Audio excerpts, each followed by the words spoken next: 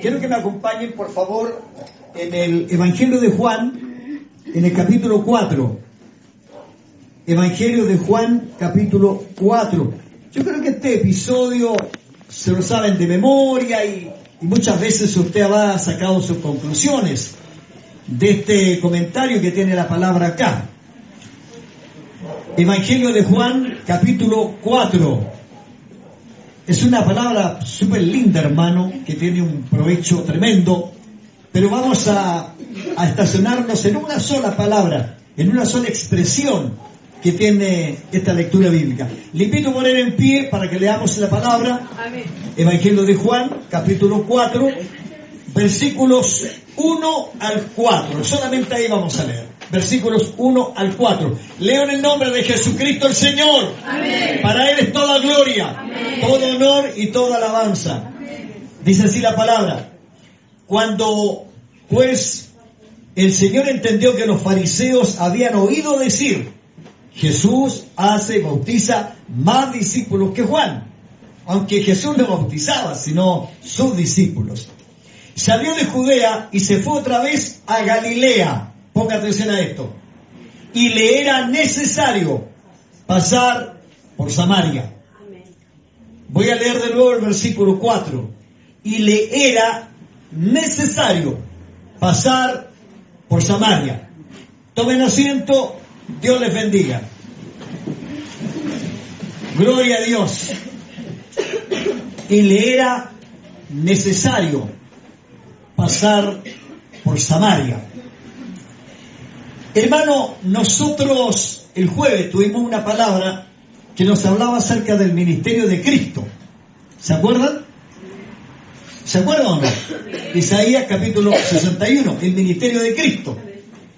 Y en ninguna parte de esos primeros 4 versículos del capítulo 61 dice que Jesús vino a causar problemas.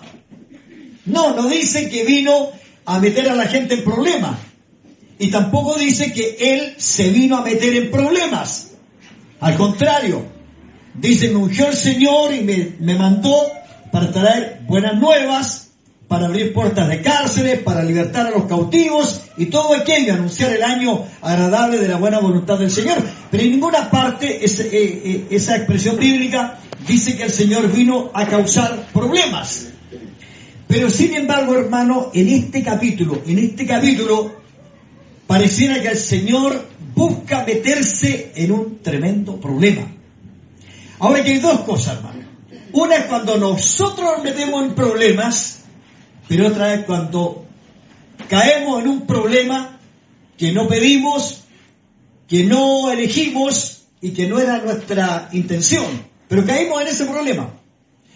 Dice la Biblia que el Señor, en su periplo de predicación, de ministerio, sale de un lugar porque los fariseos ya lo estaban cuestionando y los fariseos estaban armando todo un lío ahí. Me recuerdo la palabra del domingo, cómo actúan los fariseos, cuál es la actitud del fariseo. Y se acuerda, el domingo decía la palabra que el fariseo, para él, todo lo que él hace está bien, lo que los demás hacen está mal. Entonces comenzaron a cuestionar el ministerio de Cristo y como aguijonearlo, como buscándole, es que más que la caída, buscándolo entrar en conflictos con Juan. Pues sí, Juan tiene más discípulos que Jesús. O sea, como buscando una manera de causar un enredo, de enredar la cosa. Entonces el Señor inteligentemente salió de ahí y se fue a Judea, camino a Judea. Pero dice la palabra estrictamente que le era necesario pasar por Samaria. Ahora, esta expresión, le era necesario, significa que no había otra manera, no había otra forma, tenía que ser de esa manera, no habría otro camino, no habría otra forma, no habría una posibilidad de que no entrara en Samaria, porque resulta que los samaritanos con los judíos no se llevaban, tenían conflictos. Yo creo que todos nosotros inteligentemente tratamos de no ir donde podemos tener un problema. Tratamos de no juntarnos con las personas problemáticas. Tratamos de evitar a los problemáticos. ¿No es cierto? Claro, si sabemos que vamos a tener un problema, ¿a qué vamos a ir? ¿Para qué nos vamos a meter allá? ¿Acaso el Señor no sabía que los samaritanos con los judíos tenían problemas? Debe haberlo sabido. Tiene que haberlo sabido. Pero dice la Biblia que le era necesario pasar por Samaria. Y esto, hermano, de que le era necesario es porque algo provechoso iba a salir de aquella situación. Por difícil que fuera, por conflictiva que fuera, por complicada que fuera, algo iba a suceder ahí. Hermano, entendamos que Jesús, donde estuvo, donde Él llegó, siempre ocurrió algo bueno. Amén. Amén. ¿Algo lo cree? Amén. No hubo lugar donde el Señor estuviera que no ocurriera algo bueno. Amén. Gloria a Dios.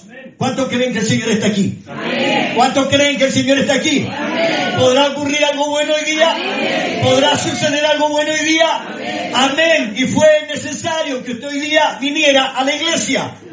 A lo mejor usted no quería venir.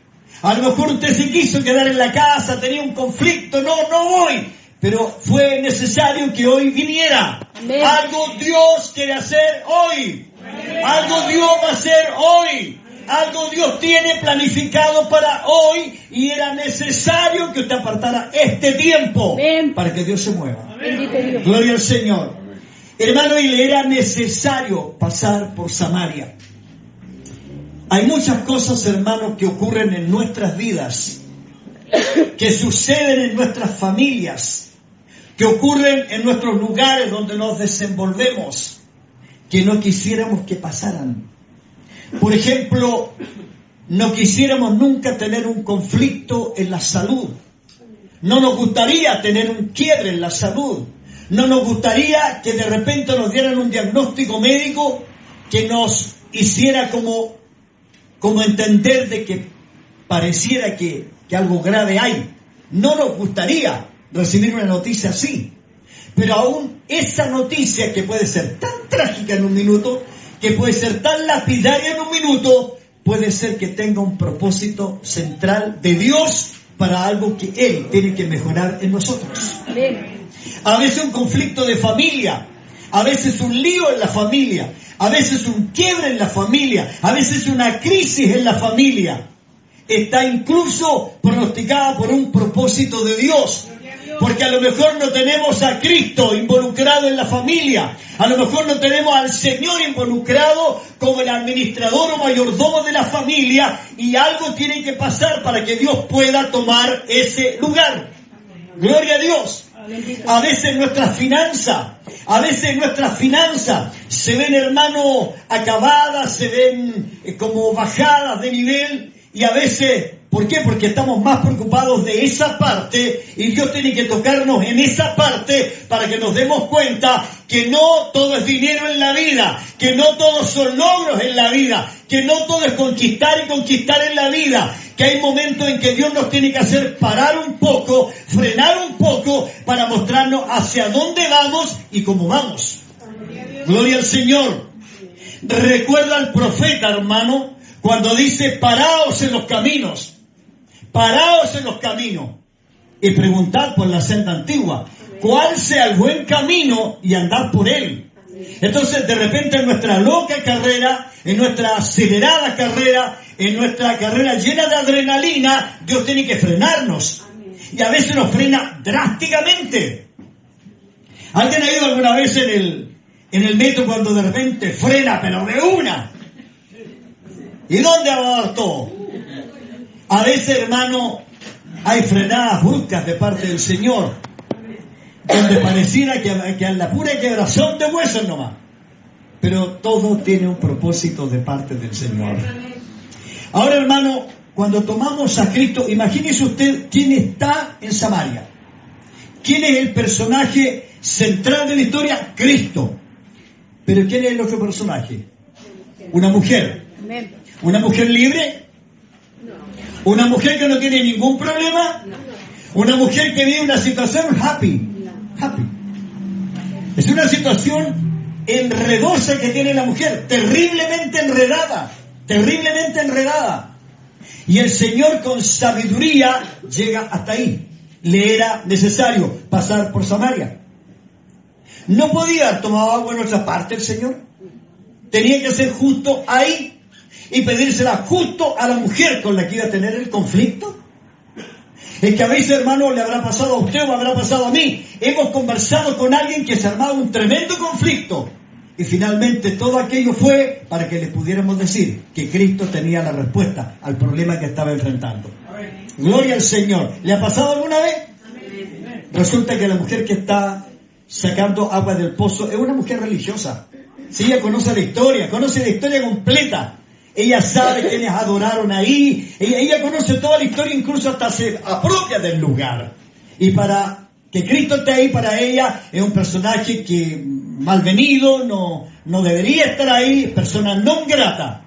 Pero resulta que esa persona non grata es la persona que le trae la respuesta al conflicto que ella está viviendo. La conversación, hermano, ese diálogo que se abre, ¿me darías de beber? ¿Me darías de beber? Y la mujer inmediatamente, yo creo, encrispada, engrifada, le dice, ¿cómo tú siendo judío me pides agua a mí, que soy samaritana? O sea, inmediatamente echó encima todo el problema racial, el problema político, el problema social o religioso que tenía, se lo lanzó encima. El Señor nos dijo, está mala la cosa, me voy. Porque a veces, hermanos, nosotros cuando vemos que algo se pone mal, que el cielo se nubla, que la situación se complica, es más fácil decir, no, yo me voy de aquí. No, yo renuncio a esta situación. No, yo no nací para esto yo. Pero sin embargo el Señor, como Él conocía su ministerio, y solo Él sabía que era necesario que pasara por ahí, se quedó a pesar de todo lo que le lanzó la mujer. Y solamente su respuesta es, si tú supieras quién te está pidiendo agua, gloria a Dios, tú le pedirías a Él. Gloria a Dios. Tú le pedirías a Él. O sea, la mujer está tan apropiada de ese pozo, pero no sabe que el que está al lado de ella es un pozo mucho más grande. Y que el agua que tiene ese pozo es agua de salvación, es agua de libertad, es agua que sana, es agua que cambia la vida. Amén. Le dice, pues si tú me pidieras a mí, yo te daría de beber una agua de la cual nunca más tú volverías a tener sed. Gloria a Dios. Y cuando se descubre todo esto, cuando el Señor le desenreda la madeja, ¿qué hace la mujer? Dice que dejó todo cántaro y todo de lado y salió corriendo, transmitiendo por la ciudad, he conocido a un hombre que me ha declarado toda mi vida. Gloria al Señor. He visto a un hombre, he escuchado a un hombre, he conocido a un hombre que me ha declarado toda mi vida. ¿Cuántas veces usted ha llegado acá a la iglesia con una sed terrible de poder saciar una necesidad de su alma, una necesidad de su espíritu, una necesidad de su corazón? Como decía la hermana Anita María, con la última carga de combustible que le queda y llegó. Y justo el Señor tenía la palabra precisa. Amén. La palabra puntual, la palabra clara, que nos declara, escuche bien, que nos declara. ¿Y qué es declarar? Cuando descubre nuestra realidad, cuando descubre lo que realmente somos.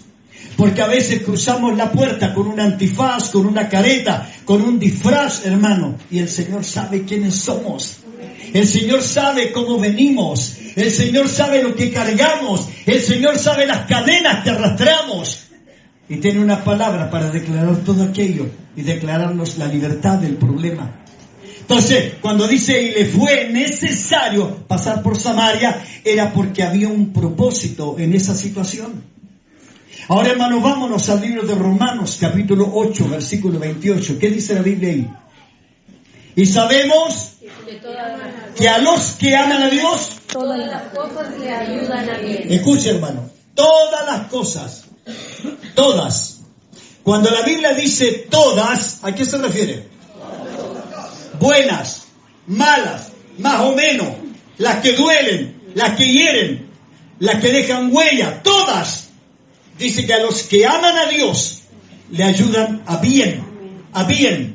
O sea, lo que usted pasó ayer, lo que usted pasó anteayer, lo que usted pasó en su niñez, en su juventud, en su adolescencia, lo que yo pasé, fue necesario.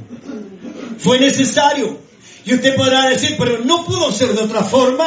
No, es que fue necesario. Era de esa manera. Era de esa manera. Vámonos al libro de Génesis, hermano. Cuando a José lo sacan en medio de la familia y va a dar a Egipto.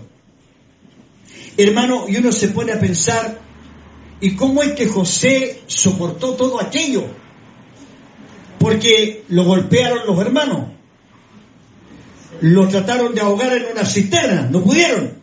Y luego, para deshacerse, lo vendieron. Hermano, pero mire, escuche lo que le voy a decir. Cuando le dieron la paliza a los hermanos, Dios estaba ahí. Cuando le echaron dentro de la cisterna, Dios estaba ahí. Y cuando se lo llevaron los mercaderes ismaelitas a Egipto, Dios iba con él. ¿Sabe por qué se lo digo? Porque cuando llegó a Egipto y Potifar lo vio, Potifar descubrió inmediatamente el potencial que había en José. Sabía la calidad de persona que era.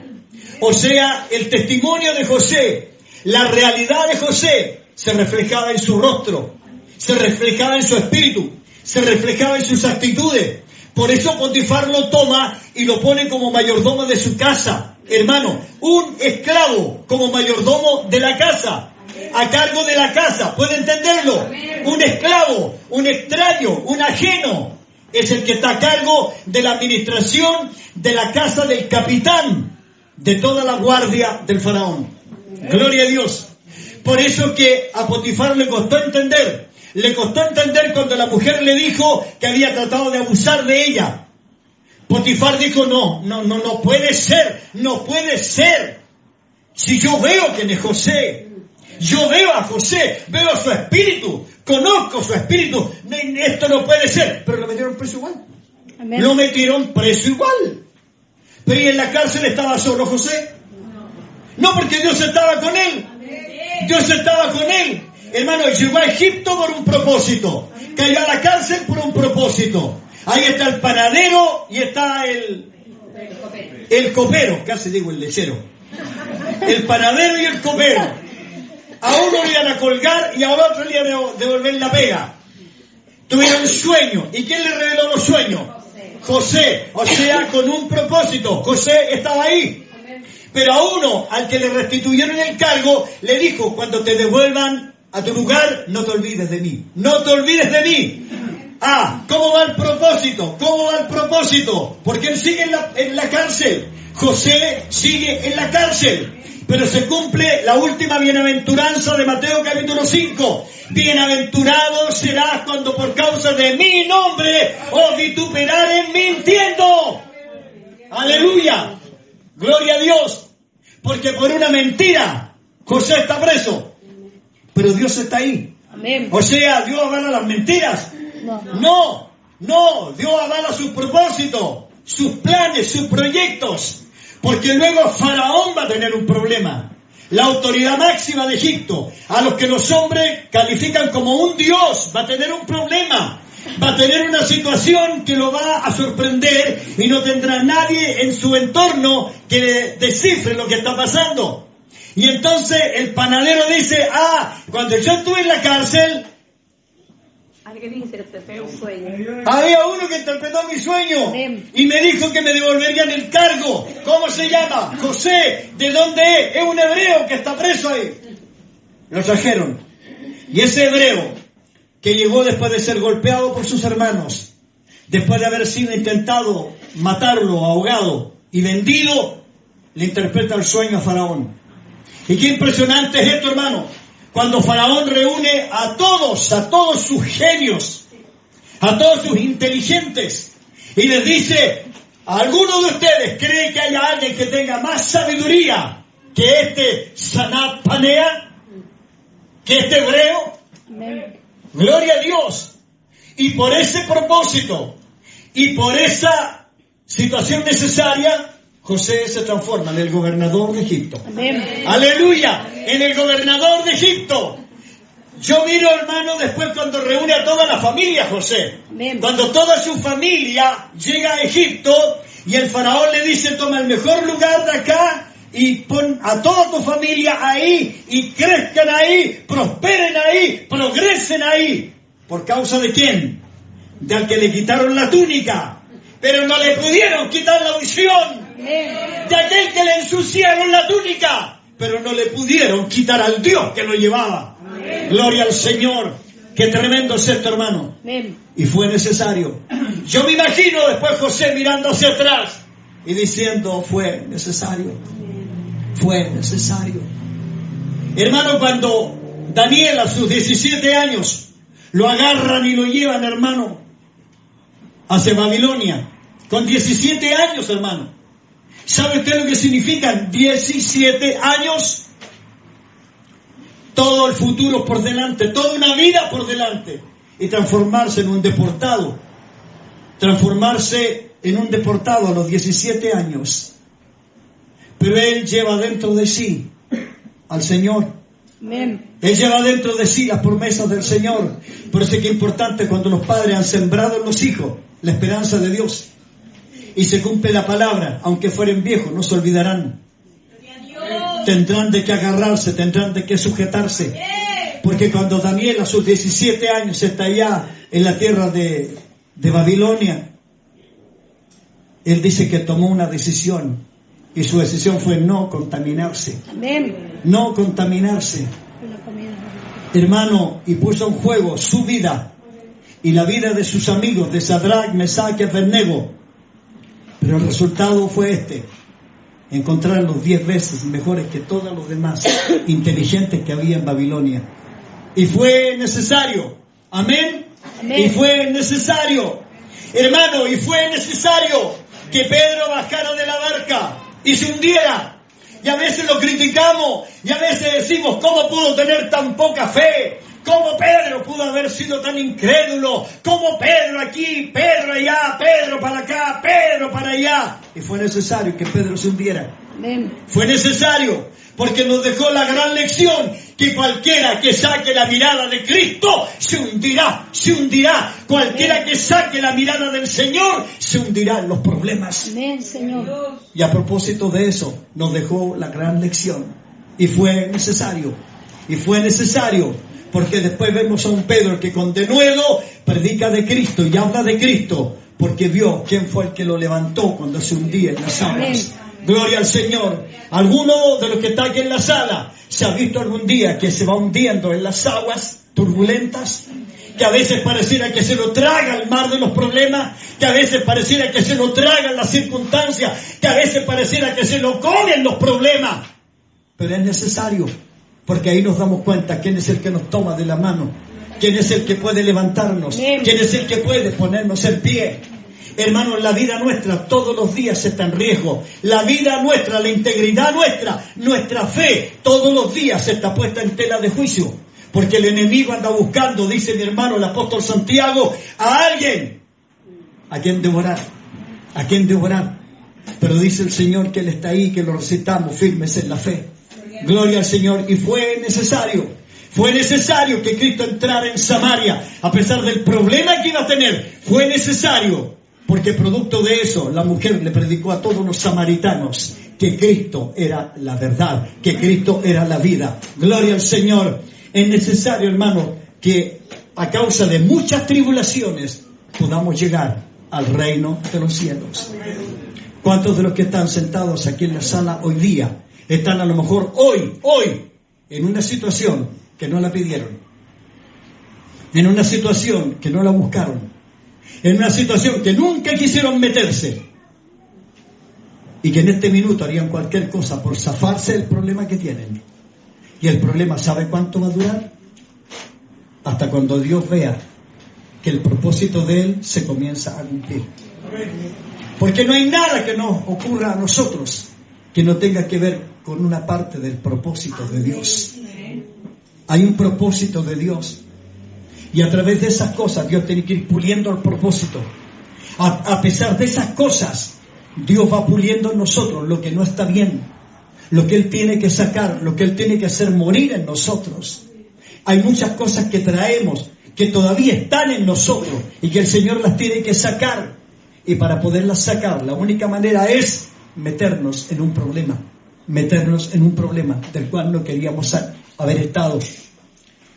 ¿Qué es lo que hace una persona cuando recibe un diagnóstico de salud que es grave? ¿Qué es lo que hace? ¿A quién corre? A Dios. ¿Y por qué no lo hizo antes? ¿Y por qué no lo hizo antes? Porque está su vida en peligro, ¿cierto? Entonces Dios toma esa circunstancia para demostrarle en el peligro que tú estás, yo estoy también. Y yo estoy contigo. Porque los que fuimos llamados con un propósito, hermano, pasaremos por el fuego, y no nos quedaremos. Pasaremos por el agua, Y no nos ahogaremos. porque dice que la mano del Señor va con nosotros. El enemigo quisiera vernos hundidos. El enemigo quisiera vernos hechos pedazos. El enemigo quisiera haber abortado todo sueño de Dios en nosotros. Pero es necesario que a pesar de todas las cosas que pasemos, podamos ver a Cristo moviéndose en medio de nuestras circunstancias. A lo mejor hoy, a lo mejor ahora, alguien llegó aquí a la iglesia en una situación incómoda. No pedí esto yo. Otros dicen, no me merezco a esto. Otros dicen, pero ¿por qué si yo no soy culpable? Otros dicen, pero ¿por qué tiene que ser a mí? Hermano, ¿sabe la pregunta que me enseñaron una vez que debiera hacer? ¿Y para qué? En vez del por qué, ¿para qué? Porque a los que amamos a Dios, todas las cosas nos ayudan a bien. A los que amamos a Dios, todas las cosas nos ayudan a bien. Amén. José terminó honrado por Dios, a pesar de todo lo que vivió. Gloria a Cristo. El Señor fue exaltado a lo sumo y está sentado a la diestra del Padre. Después de todo lo que tuvo que pasar, fue necesario. ¿Hasta dónde quiere llegar usted? ¿O hasta dónde quiero llegar yo? ¿Hasta la mitad? ¿Hasta una milla antes de la meta? Hermanos, no serviría de nada. No serviría absolutamente de nada haber caminado años en el Evangelio, haber estado años en la iglesia y ser al final reprobado. Tenemos que llegar hasta el final. Hasta el final, a pesar de todo, pese a todo y a pesar de todo, el Señor va con nosotros. Amén. ¿Alguien puede sentir eso? Amén. El Señor va con nosotros. En su conflicto económico, Dios está. En su problema de salud, Dios está. En su conflicto familiar, Dios está. En el conflicto laboral, Dios está. En la situación social, Dios está. Y a veces decimos, Chile está en un tremendo problema, pero Dios está. Yo lo creo, Dios está. Podrán levantar leyes, podrán levantar todo lo que quieran, pero Dios está. Dios está. Dios está. Y yo lo creo. Dios está en medio de nosotros. Pase lo que pase, venga lo que venga, Dios está. Porque podrán tergiversar las cosas de Dios, pero nadie podrá abortar el propósito de Dios que tiene con su iglesia. Concluyo con esto. Vendrá el enemigo como río, y a lo mejor está golpeando a su familia, está azotando en su casa, está azotando en su vida. El enemigo, como un río torrentoso, le está golpeando, le está golpeando. Dice que el enemigo vendrá así como río, pero el Espíritu del Señor levantará bandera frente a toda situación. Frente a toda situación. ¿Lo cree? Yo lo creo, hermano, yo lo creo. Y yo lo creo porque lo he vivido. Yo lo creo porque lo he vivido. Porque pasé noches que no dormí. Pasé noches, hermano, que no dormí, pensando en cómo resolver el problema, hasta que entendí que el problema no era mío, el problema lo tenía Dios en sus manos. Escuche esto. Usted sabe que el águila puede matar a la serpiente por brava que sea. ¿Sabía eso? Si ustedes han visto la bandera de México, la bandera de México tiene ¿qué cosa? Un águila. ¿Para dónde? Sobre una serpiente. Sobre una serpiente. Significa que el águila derrotó a la serpiente. Pero usted sabe cuál es la estrategia del águila. ¿Dónde es fuerte la serpiente? Abajo. ¿Y dónde es fuerte el águila? Dice que agarra a la serpiente y la levanta. La sube a las alturas. Y ahí arriba le da como bombo en fiesta. Hasta que la mata. Porque arriba la serpiente no tiene de dónde agarrarse. Entonces cuando venga un problema, cuando venga una situación, no lo enfrenta acá abajo. Llévelo arriba. Llévelo a las plantas del Señor. Llévelo a las plantas del Señor. Porque el enemigo acá abajo hace lo que quiere. Pero nosotros allá arriba somos victoriosos. En Cristo somos victoriosos. Y fue necesario. Y fue necesario. Así que cuando le venga un problema, agárrelo y lléveselo a Cristo. Amén. Lléveselo al Señor. Y como la serpiente, el problema se sacudirá, pero no podrá hacer más que eso. Y en las manos de Dios somos más que vencedores.